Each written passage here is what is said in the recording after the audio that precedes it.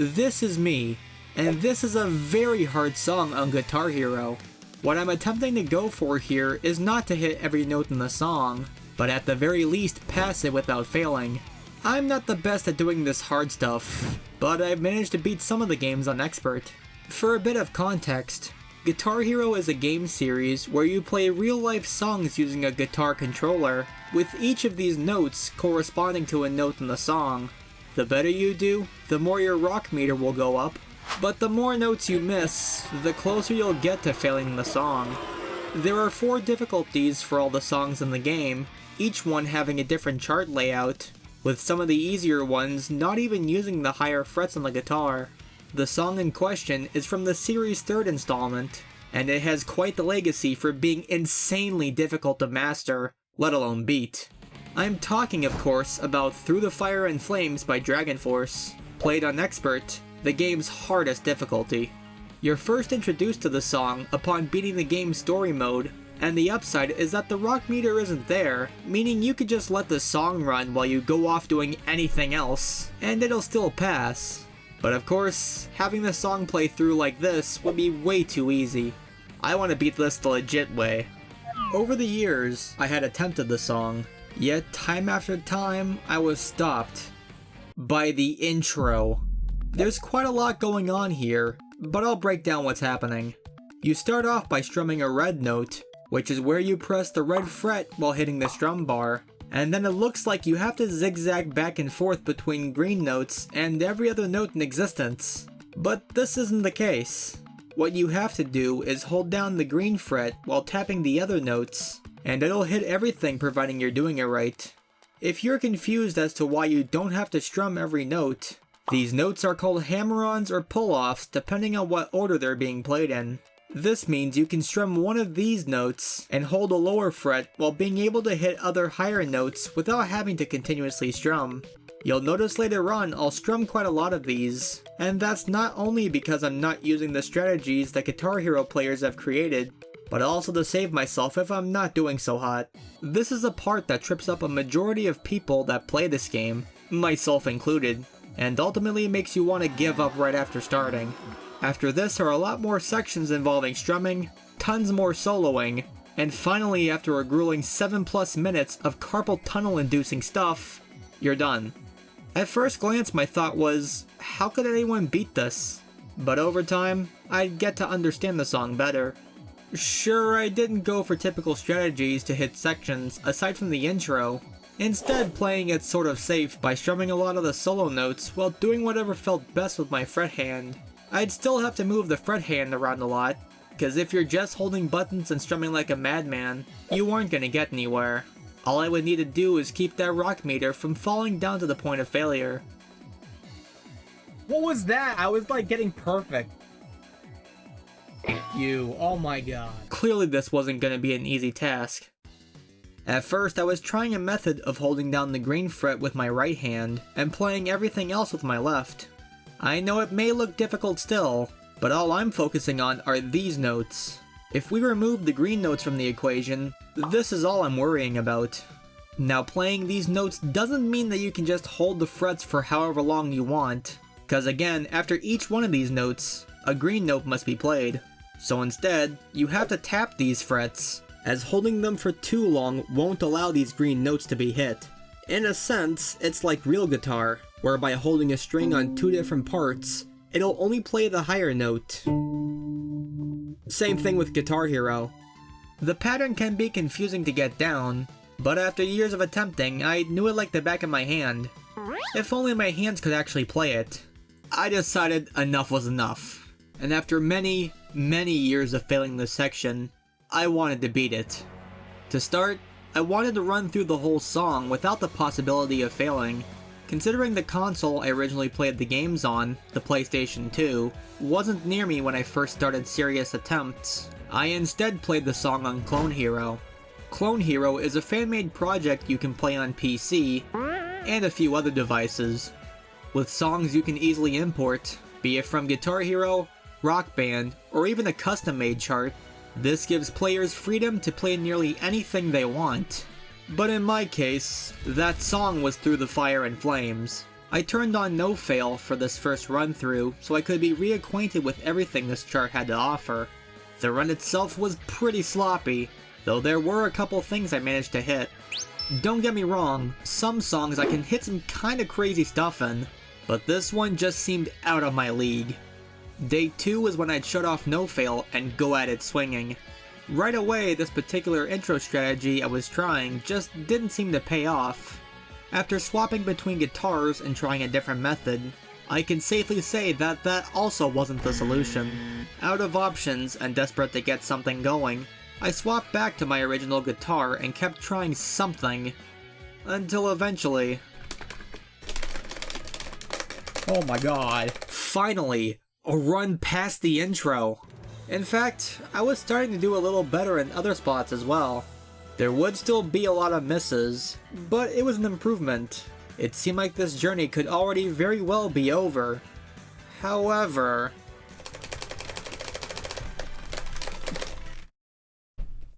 in the Guitar Hero games, you have a secret weapon known as star power. In certain parts of the song, there will be a string of notes shaped like stars. If you manage to hit all the star notes, you'll add star power to your meter. This means if you've built up enough of the meter, you can engage your star power, which will not only double your points for a limited period of time, but will also make keeping your rock meter up exponentially easier. For someone like me, this means that during any hard section, I can use the star power to help pull me out of a dangerous situation, even though some effort still has to be put in. What was happening in this clip was that I was trying to engage the star power, seeing as how the rock meter was getting low, but instead of being able to hit the button right away, I was feeling around for it, paying less attention to hitting notes. Even though I did eventually use star power, the lack of effort before spelled failure. Of course, there's a lot to focus on, so each move like that would have to be done swiftly. The third day would happen a couple days later. I wasn't sure what intro technique was best to get past this annoying section. I'd go back and forth trying to figure out what felt right, and using the second technique I attempted, I passed the intro again. Each intro pass would feel like a small victory, but of course the song is only just getting started. You may be asking why I strum a lot of these hammer-ons and pull-offs. If you're able to hit these notes without strumming, then wouldn't you focus only on the frets? It would be nice, and there are notes like that in the newer games, where you don't have to start by strumming one note and tapping the rest. However, if you break a streak of these notes, you have to strum another one before you can focus only on tapping. So by me strumming these, I'm guaranteeing not to just drop a bunch of notes in a row, as if I'm focusing on a two-handed method for tapping and drop notes. I have to race my other hand back down to the strum bar, which can be very difficult when you're also trying to pay attention to all the chaos happening on screen. I managed to get pretty far with the song. So far, in fact, that I was starting to get nervous, considering that up until this point, I have never legitimately beat the song on this difficulty. In an effort to try and pause, I also accidentally fat-fingered the star power button, which I was going to save for later for a much harder section, dubbed the Red Snake. Even though I was pretty far into the song, with the stuff that I was still up against, there was no way I felt I could do this. One hard part down, and star power was coming up. Missed that. Surely there was no way I could get past this Red Snake. What? All I did was strum and focus mainly on the red notes, while hitting some of the other notes. Seeing people who had previously fully completed this section, and the fact that you have to use a certain method to hit this insanely fast pattern, it seemed as though just strumming it wasn't going to be a viable thing to keep the rock meter up. But in fact, focusing mostly on the red notes seemed to help a great deal. It was very close now, and the only big part I was worried about was the blue and orange hammer-ons. Was I really about to do this?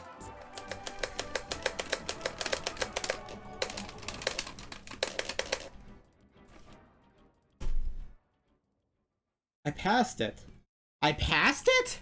I'm done? Alright.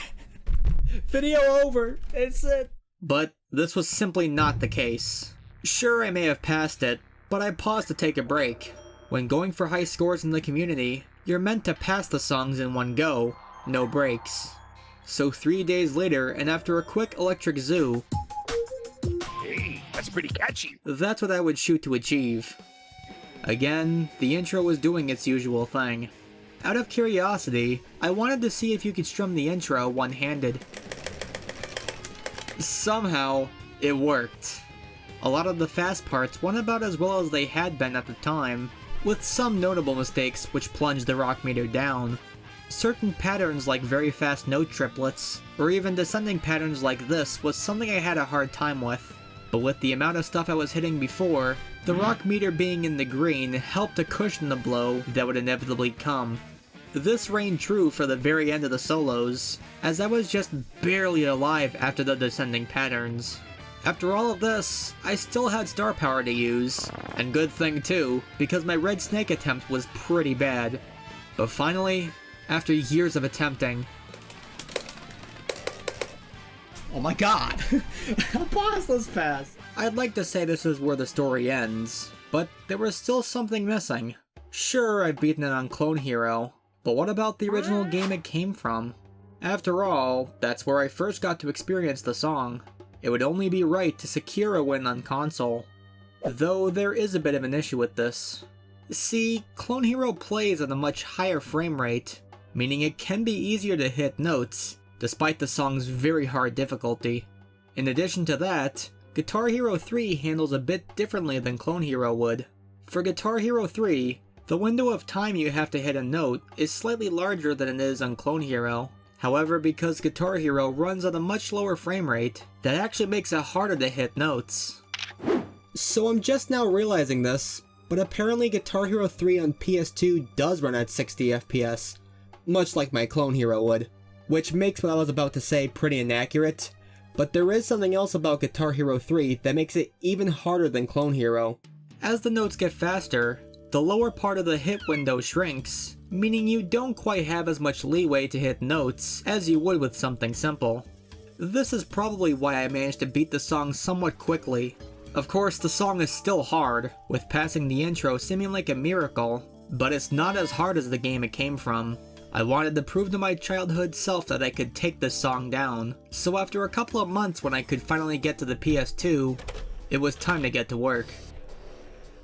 Right away, I could tell that this was going to be much harder than Clone Hero. It felt like there were a couple of things working against me, with the weirder hit window for notes, and the fact that there was probably a bit of delay on my small HD TV made even getting a decent note streak that much harder. With games like these, I can't keep the grind going for too long before my hands start to get tired.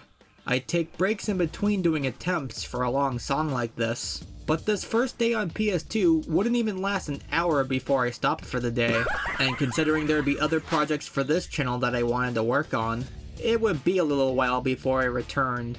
10 days to be exact. Would I have more luck on this day though? Oh my god, that was the first attempt too! I started a pretty good intro streak. However, once I lost the momentum, I seemed to have a hard time getting it back. Once again, I'd be stuck in intro hell. But after a while, I remembered something. The game has a built-in delay system, meaning if your TV had input delay, which mine would have a little, you could still play the game normally without needing to switch TVs. But would this help?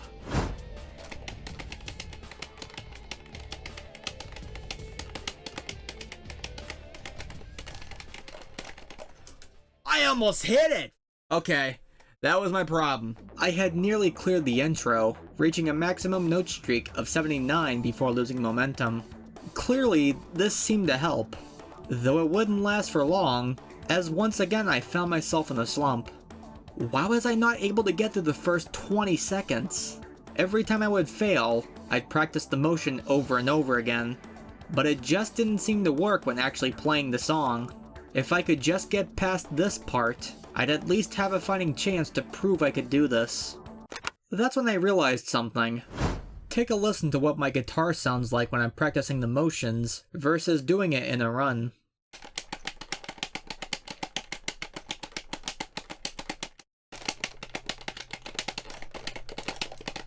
You can tell the difference, right?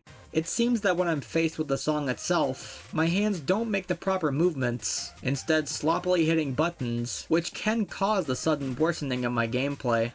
But what could it be? I already set the delay to what would be good for my TV, and it's not like I can't play a normal, easier song. Was it just that hard?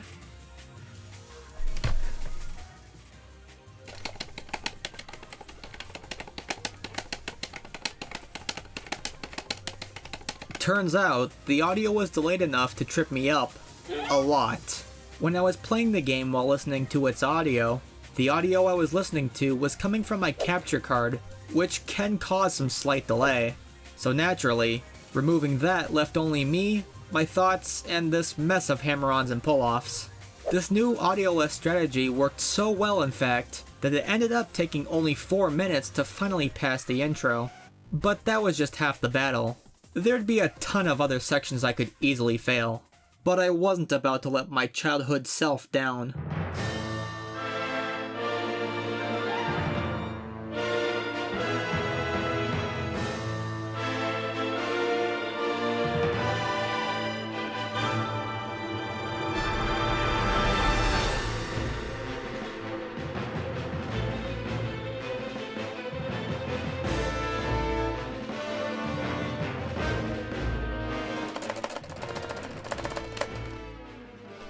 I was right there, just at the end of all the solos, only for all that work to come crashing down. I ended up taking a break, and eventually walked away with my tail between my legs. Yeah, right!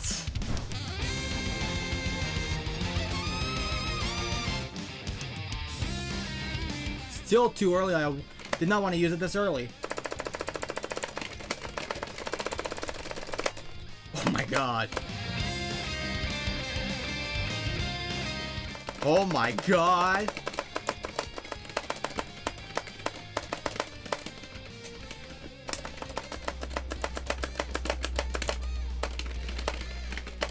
Let's go! Oh my god! No! I did it! Literally the one song I could never pass. I had finally done it. Sure, it wasn't as impressive as a full combo, but already having seen that the song wasn't impossible for me to beat was quite a level up compared to years past. Using the star power before the red snake had worried me, but remembering the strategy of mostly strumming the red notes while trying to get everything else I could really seemed to pay off. Will I ever go for a full combo of the song? For right now, it doesn't seem very likely that I'd want to grind that. But who knows? Maybe one day I will. But if you enjoyed this video and want to see more like it, let me know down in the comments below. With that being said, thank you for watching, and until next time, take care and peace.